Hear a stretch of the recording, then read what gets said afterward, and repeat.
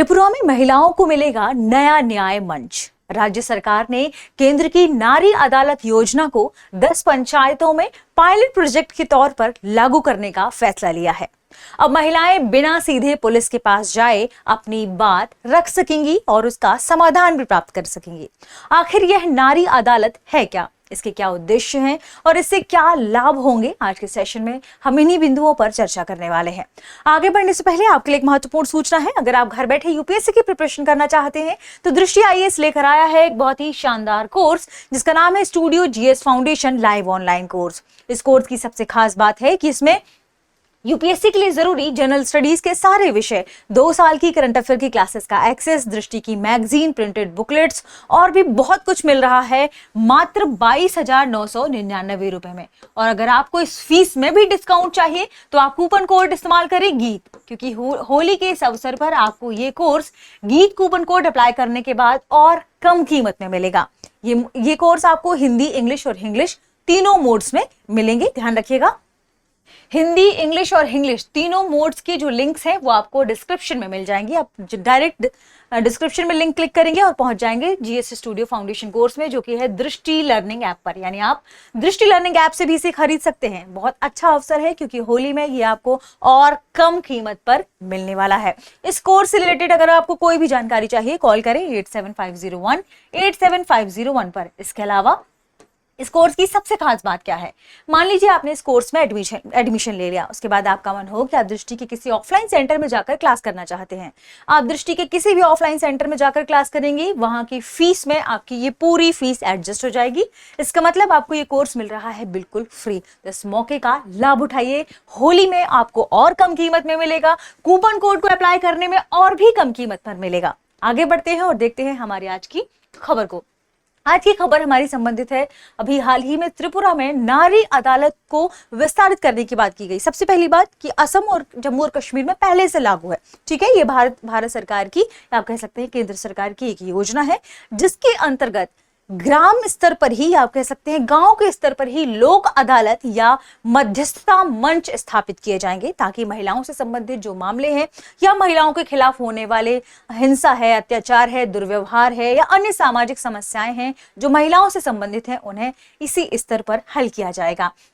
जैसे कि हमने देखा असम और जम्मू कश्मीर में पहले से लागू है, त्रिपुरा में इसे पायलट प्रोजेक्ट के तौर पर शुरू किया जा रहा है। 10 ग्राम पंचायतों को इसके लिए चुना गया है। बात कर लेते हैं नारी अदालत को कि इसके बारे में कि यह क्या है और इतनी इंपॉर्टेंट क्यों मानी जा रही है। ध्यान रखिए, यह एक ग्राम स्तर की लोक अदालत या मध्यस्थता मंच है जहां महिलाओं के खिलाफ होने वाले हिंसा, अत्याचार, दुर्व्यवहार या अन्य सामाजिक समस्याओं के मामलों को गांव स्तर पर ही सुना जाएगा और सुलझाया जाएगा। इसके लिए एक कमिटी भी बनाई जाएगी। ध्यान रखिएगा, यह योजना ministry of social justice and empowerment द्वारा शुरू की गई थी, जिसका मुख्य उद्देश्य है महिलाओं को एक वैकल्पिक मंच देना जहां वह बिना सीधे पुलिस के पास जाए अपनी समस्याएं रख सकती हैं। उन समस्याओं को मध्यस्थता के तौर पर सुलझाया जा सकता है। इसके लिए एक कमेटी निर्धारित होगी, ध्यान रखिएगा, जिसमें लगभग 9 सदस्य रहेंगे और वे लोग अपने समाज में सम्मानित और विश्वसनीय लोग होंगे। ध्यान रखिएगा, यानी जो लोग सम्मानित होंगे, समाज में विश्वसनीय माने जाते होंगे, उन्हें इन कमेटी में शामिल किया जाएगा। कौन चलाएगा नारी अदालत, ये भी इंपॉर्टेंट बात हो जाती है। तो हर नारी अदालत में एक कमेटी यानी समिति होगी जिसमें लगभग 9 सदस्य रहेंगे। वे लोग अपने समाज में सम्मानित और विश्वसनीय माने जाते हैं। इनका काम महिलाओं को सलाह देना, मदद करना और मध्यस्थता करना होगा, यही इनका काम होगा, ठीक है। इसे अब नारी अदालत को कब शुरू किया गया था, ध्यान रखिएगा, ये केंद्र सरकार की एक योजना मानी जाती है।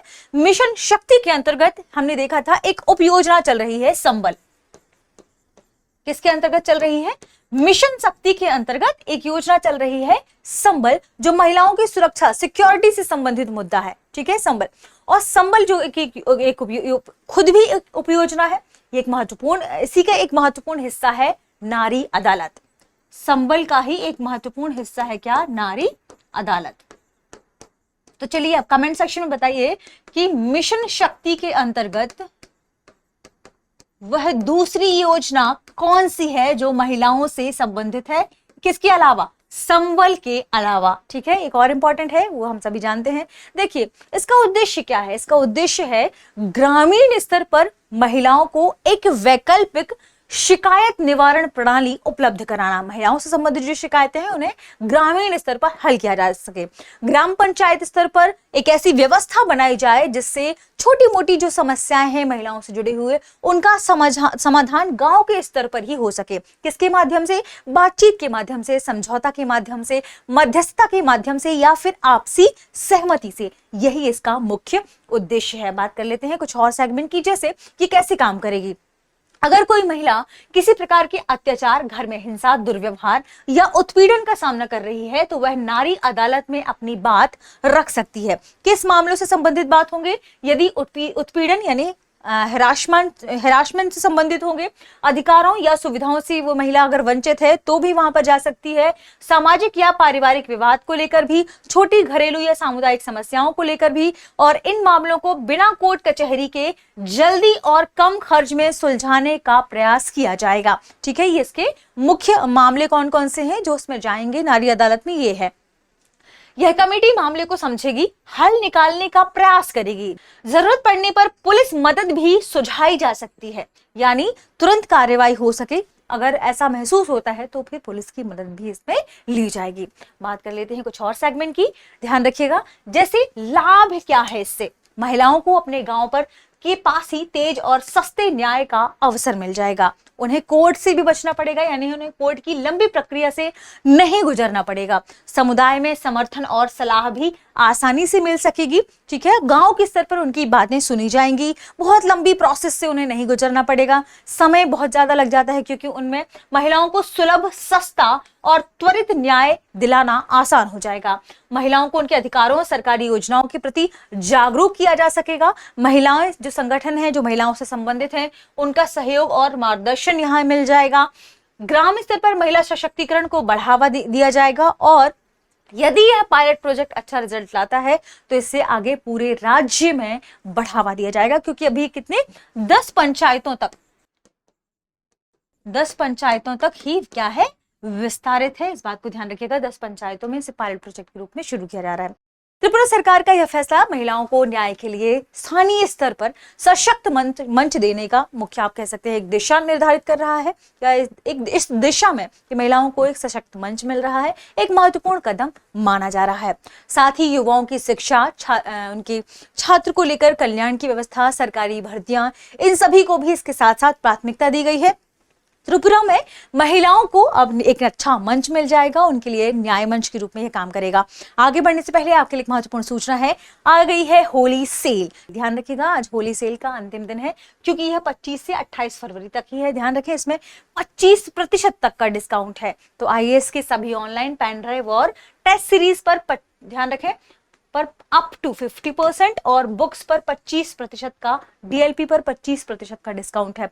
इससे रिलेटेड कोई भी जानकारी चाहिए, कॉल करें 8750 पर।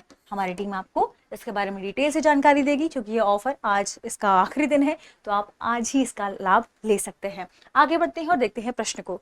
प्रश्न है, नारी अदालत का मुख्य उद्देश्य क्या है? ऑप्शन ए सरकारी नौकरी देना, ऑप्शन बी शिक्षा देना, ऑप्शन सी महिलाओं को स्थानीय स्तर पर न्याय दिलाना, ऑप्शन डी पंचायत चुनाव कराना।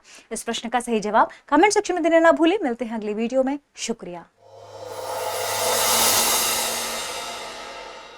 अब एग्जाम की तैयारी को और बेहतर करने के लिए हमारे चैनल को लाइक, शेयर और सब्सक्राइब करना ना भूलें।